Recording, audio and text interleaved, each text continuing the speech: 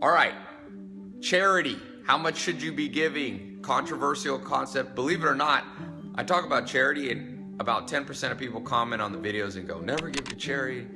It does the wrong thing, goes all to fees and all this kind of stuff, and it doesn't help the poor. And today I've got a very special guest from Heifer Project, one of my favorite charities. I've talked about them before. Got Pierre Ferrari here, special guest. Thank you for bringing him. Of course. You've seen probably the previous Heifer Project video that I did. Give to charity. Just try it as an experiment. There's a few things you will never go broke doing. There's a lot of things you can do that you will go broke. Lots of them.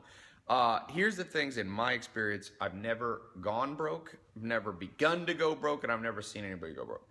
We talk about investing in your own brain. So nobody's going broke in the world buying books. I'm telling you, it's just not happening.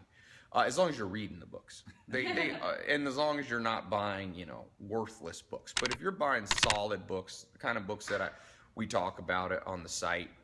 Number two, people never go broke generally when they go to seminars, conferences, get mentors, all these kind of things. And number three is charity. If you want to know what makes you broke, this is what Charlie Munger, the billionaire, says. Invert it. What makes you broke? Laziness and unreliability. If you activate the right part of your brain by being happy, we talked about when you give, you become happier, you become more creative. When you become more creative, you come up with a new idea that makes you an extra $1,000, $100,000, million, 10 million. I posted this little challenge, I don't know if you saw it on YouTube, where I challenge people to give more to the point where they're uncomfortable and then send me the stories. My favorite story so far, maybe you can add if you have one. This young kid, I don't know, he's like 12 years old. He said he gave $20 to a homeless person at the mall. And he said, that's a lot of money for me. He said, I got home that day and my sister just said, I have $100, I'm gonna give it to you. And he goes, if you know my sister, she never gives me any money. That's what he said. That book, Mega Gifts, Adam, you were also, because you work with large donors too. Yeah. You said your experience is a lot of large donors you meet say what I was talking about, that when they really started giving, that it started somehow magically, quote unquote, coming back. Yeah, in a big way. Some of the largest philanthropists in the world. Okay. And every one of them says the same thing, that sort of this crazy thing happens to them. The more money they give away, the more positive and success comes their way. For me. Oh yeah, Maya gave, what was it? You gave a goat. I got a goat, and like that day a check for my car that I'd been waiting for a month for was in my mailbox. It was in your mom. We get that all the time. I'm telling you, even if you're an atheist or if you're religious, almost every religion, Christianity, Islam, Judaism is big on charity. Social neuroscience is the new field, which basically says we are animals or humans, creatures that need to benefit a village to feel happy neurologically. Under a brain scanner, if you're only living for yourself, you'll experience lower levels of dopamine and all this kind of thing. So at the end of the day, no matter what your beliefs are, it makes sense to do something. And Buddhist thought is actually very much aligned with this thing. I mean, they fundamentally believe that the only way to be happy is to be committing your life to others, period. What we see in the projects is really the most interesting. As you know, the Heifer Project system is that we provide all the training and we shift the psychology of the people, and then we're expecting them to pay forward. Whatever animal and training we're providing, they've got to pay forward. And so what you see when the passing on the gift ceremony happens, when all the community folks get together and literally... Oh, you have a ceremony. We have a ceremony.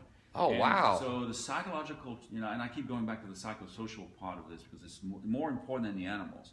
When you get all these recipients, beneficiaries, actually giving the first female animal to another group, the joy and the elevation of spirit in the place is just unbelievable.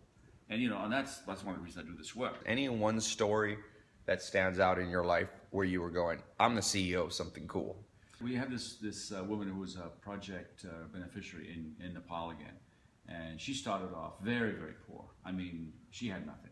Okay. And so we placed some goats with her. Her name is Sita.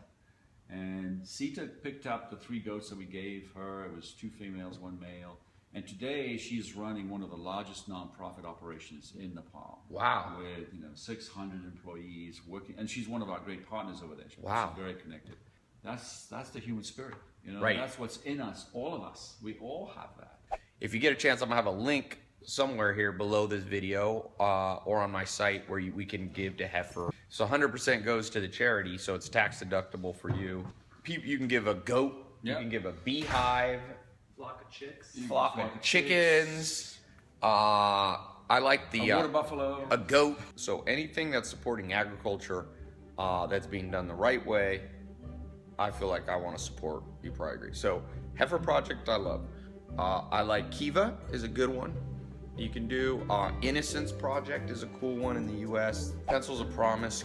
Click the link, donate, or go straight to Heifer, and then write me and put a comment under here later about something cool that happened. Yeah, that'd be great. If you give $1 million, Pierre will write you a birthday. Yeah,